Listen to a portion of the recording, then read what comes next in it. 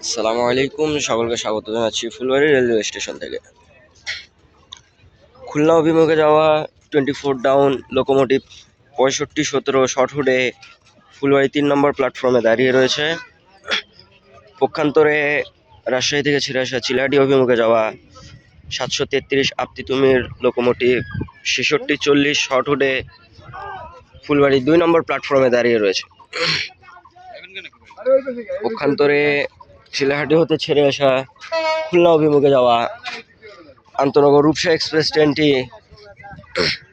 American giant locomotive Phulbari 1 নম্বর প্ল্যাটফর্মে প্রবেশ করছে।